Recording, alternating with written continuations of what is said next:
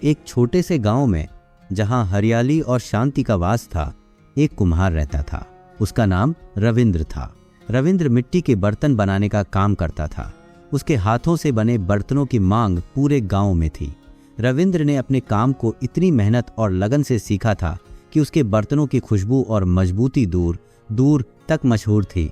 रविंद्र का एक बेटा था जिसका नाम परेश था। परेश 8वीं कक्षा में पढ़ता था। वह होनहार और जिज्ञासु बच्चा था। कोरोना महामारी के कारण उसका स्कूल बंद था और वह घर पर ही पढ़ाई करता था। परेश को पढ़ने का शौक था, लेकिन उसकी जिज्ञासा हमेशा नई चीजों को सीखने के लिए उसे प्रेरित करती थी।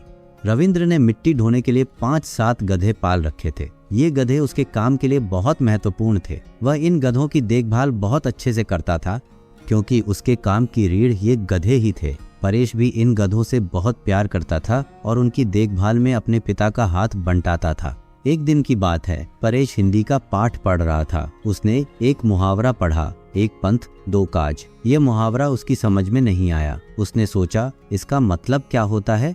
वह चाक पर बर्तन बनाते हुए अपने पिता के पास गया और पूछा, पिताजी, एक पंथ दो काज का क्या मतलब होता है? रविंद्र ने मुस्कुराते हुए कहा, अरे ये तो बहुत आसान है बेटा। इसका मतलब होता है कि एक साथ 2 काम करना। परेश ने पूछा, कोई उदाहरण बताओ पिताजी। रविंद्र ने कहा, बेटा, जैसे मैं चाक पर काम करते हुए मिट्टी के बर्तन खरीदने आने वाले ग्राहकों को बर्तन दिखाकर बेच देता हूँ। काम का काम और दाम का दाम। परेश ने मुस्कुराते हुए कहा, क्या बात है पिताजी, आपने तो मुहावरा समझाते हुए भी दूसरा मुहावरा बता दिया। रविंद्र ने हंसते हुए कहा, हाँ बेटा, ये तो बस एक उदाहरण था। उसी समय परेश की माँ ने कहा, परेश बेटा, पढ़ाई करने के बाद इन गधों को जंगल की ओर ले जाना। कुछ देर हरी घास चराएंगे। बरसाती मौसम के कारण मिट्टी ढोना बंद है, इसलिए खूंटे से बंधे बंधे ये भी परेशान हो गए हैं। परेश ने कहा, माँ, मुझे पढ़ना है। माँ ने समझाते हुए कहा, अरे पढ़ने से कौन रोक रहा है तुझे? किताब ले जाना और वहाँ खुले वातावरण में पढ़ लेना, वहाँ गधे भी चरते रहेंगे। रविंद्र ने कहा, परेश, अभी मैंने तुझे कौन सा मुहावरा समझाया था? परेश ने कहा, पिताजी, एक पंथ 2 काज।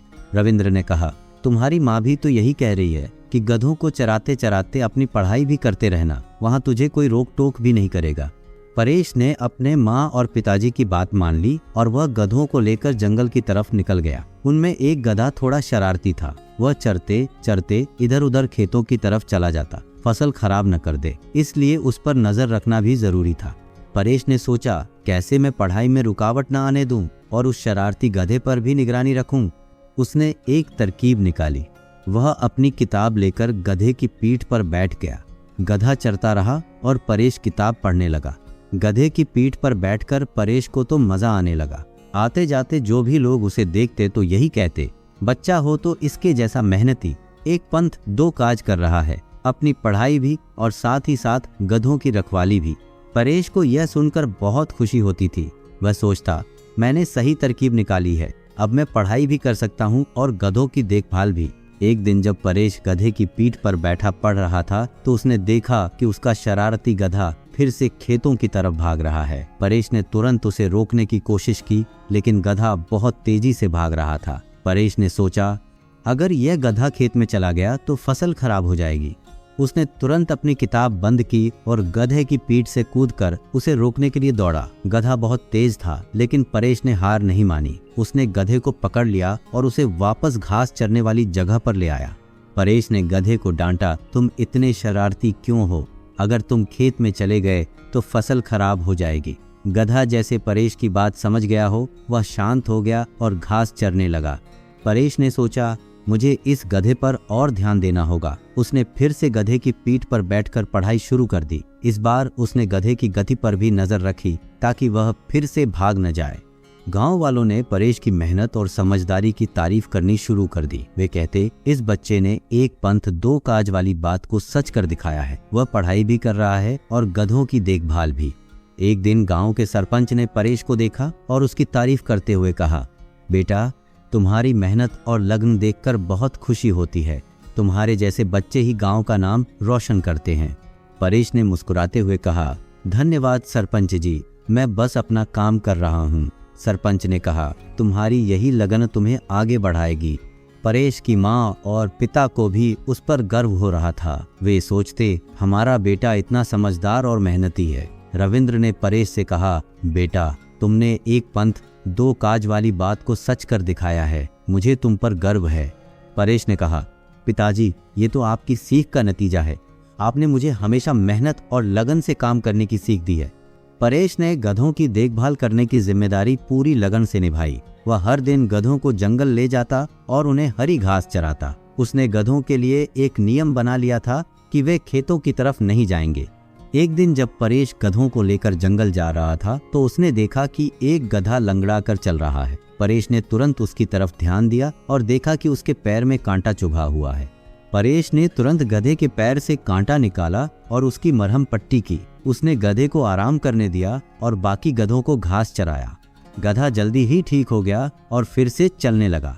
परेश ने सोचा, गधों की देखभाल करना भी एक बड़ी जिम्मेदारी है, मुझे उनकी सेहत का भी ध्यान रखना होगा। परेश ने अपनी पढ़ाई को भी जारी रखा।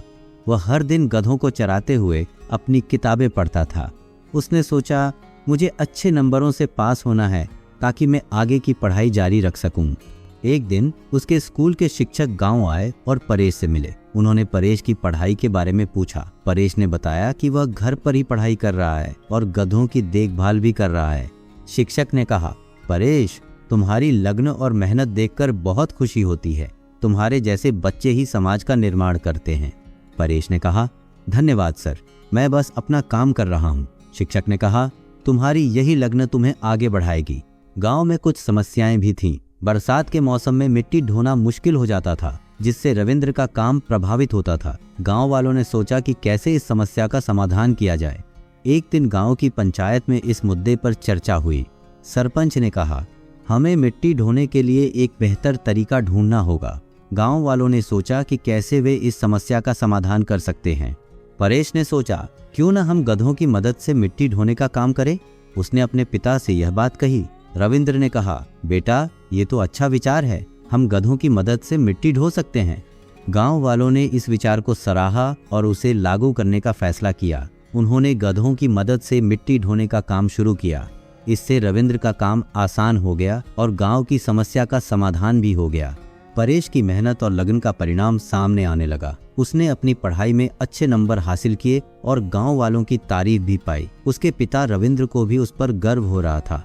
एक दिन गांव में एक समारोह हुआ जिसमें परेश को सम्मानित किया गया। सरपंच ने कहा, परेश ने एक पंथ दो काज वाली बात को सच कर दिखाया है। उसने पढ़ाई भी की और गधों की देखभाल भी। परेश ने कहा, ये तो मेरे माता पिता और गांव वालों का आशीर्वाद है, मैं बस अपना काम कर रहा हूँ।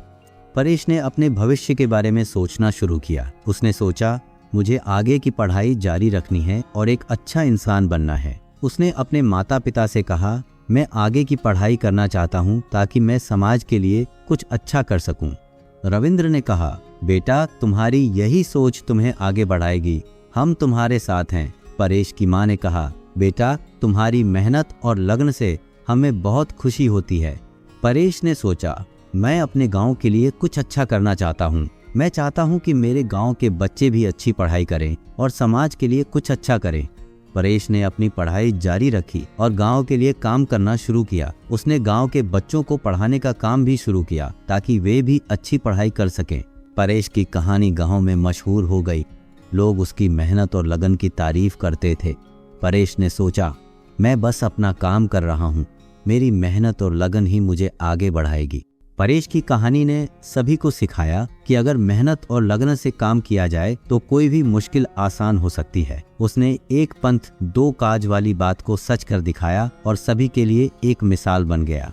अगर आपको कहानी पसंद आई तो और भी कहानियों के लिए चैनल को सब्सक्राइब करें।